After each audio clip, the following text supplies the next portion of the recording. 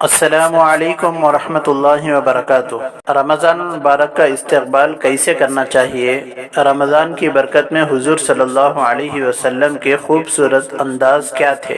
جو رمضان کے دن قریب آتے جاتے لقاء الہی کے اشتیاق میں، یعنی اللہ تعالیٰ کی ملاقات کے شوق میں، حضور اکرم صلی اللہ علیہ وسلم کی تڑپ بڑھتی چلی جاتی۔ رمضان سے 2 ماہ پہلے رجب کے مہینے ہی سے آپ کے ہاں رمضان کا تذکرہ شروع ہو جاتا۔ ایک روایت کے مطابق حضرت صلی اللہ علیہ وسلم رجب کے مہینے میں یہ دعا مانگا کرتے: اللہم بارک لنا فی رجب و شعبان وبلغنا رمضان۔ ترجمہ: اے اللہ، ہمیں رجب اور شعبان میں برکت عطا فرما اور رمضان نصیب فرمائیے۔ جب حضرت صلی اللہ علیہ وسلم شعبان کے مہینے میں داخل ہوتے تو یہ ذوق و شوق مزید بڑھ جاتا۔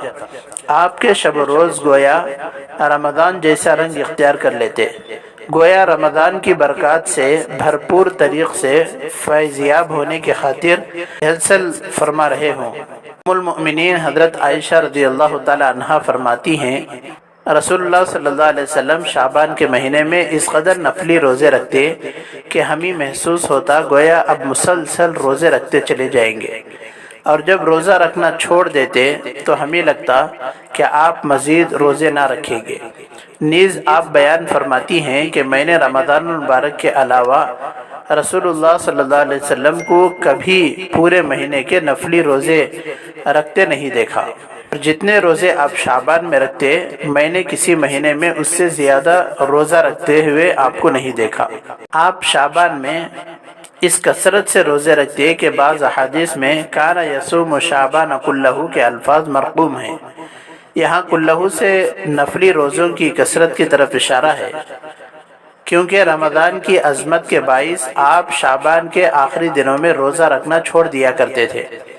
حضرت عائشہ رضی اللہ تعالی عنہا سے روایت ہے، میں نے رسول اللہ صلی اللہ علیہ وسلم کو کبھی لگاتار 2 مہینے روزے رکھتے نہیں دیکھا، یہاں تک کہ آپ شعبان کو رمضان سے ملا دیتے۔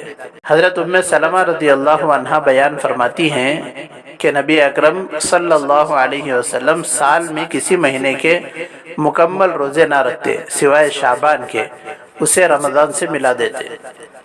بس یہ بھی استقبال رمضان کا ایک طریق تھا کہ آپ اس مبارک مہینے میں داخل ہونے کی تیاری کے پیش نظر نفلی روزے رکھتے چلے جاتے اور روزے رکھتے رکھتے ہی رمضان کے مبارک ایام میں داخل ہو جاتے۔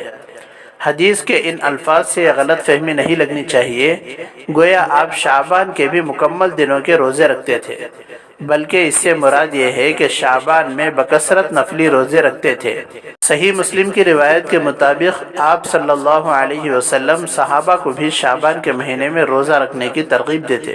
حضرت عمران بن حسین رضی اللہ تعالیٰ عنہ سے روایت ہے کہ رسول اللہ صلی اللہ علیہ وآلہ وسلم نے ان سے فرمایا، تم نے شعبان کے اول میں کچھ روزے رکھے؟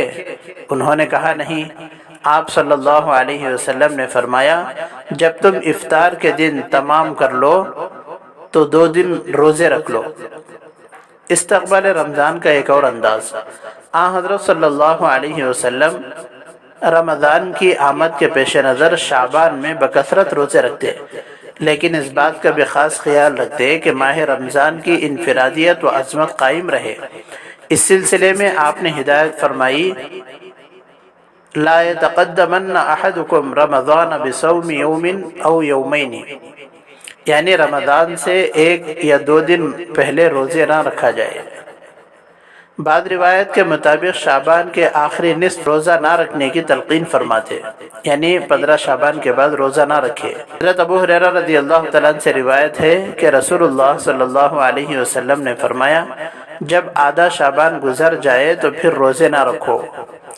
ان احادیث سے معلوم ہوتا ہے کہ رسول اللہ صلی اللہ علیہ وسلم کی منشاء مبارک یہ تھی کہ شعبان کے مہینے کو رمضان میں داخل ہونے کے لیے روحانی اور اخلاقی تربیت کرتے ہوئے گزارا جائے، لیکن رمضان کی آمد سے پہلے روزے رکھنے چھوڑ دیے جائیں تاکہ فرحت و بشاشت اور صحت مندی کے ساتھ رمضان میں داخل ہو سکے۔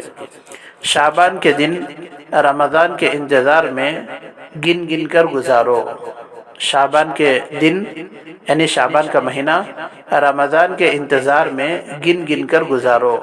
शाबान के दिनों में रमज़ान को पा लेने की तड़प का इजहार इस हदीस से भी होता है कि जिसमें हज़रत सल्लल्लाहु अलैहि वसल्लम ने रमज़ान के इंतज़ार में शाबान के दिन गिन गिन कर गुजारने की तहरीक फरमाई। एक रिवायत के मुताबिक शाबान के चांद रमज़ान के इंतज़ार में गिन गिन कर गुजारो। रुयत हिलाल के पहलू को जहन में रखते हुए इस हदीस से ये भी मुराद है कि रमज़ान की आमद के पेश नज़र शाबान की तारीख़ों का भी हिसाब रखो। अल्लाह ताला से दुआ है कि अल्लाह ताला हम तमाम को अल्लाह के नबी अलैहिस्सलातु वस्सलाम के नक्श क़दम पर सही मानों में रमज़ान मुबारक का इस्तक़बाल करने की और पूरे जोश व खरोश के साथ उसमें इबादत के लिए शरीक होने की तौफ़ीक़ अता फ़रमाए। आमीन। अस्सलामु अलैकुम व रहमतुल्लाहि व बरकातुहू। दोस्तों, आप हज़रात से गुजारिश है कि अगर आप हमारे चैनल पर नए हैं तो बराए करम सब्सक्राइब कर लें और वीडियो को लाइक और अपने दोस्तों अहबाब में सवाब जारिया की नीयत से शेयर करना ना भूलें। अस्सलामु अलैकुम व रहमतुल्लाहि व बरकातुहू।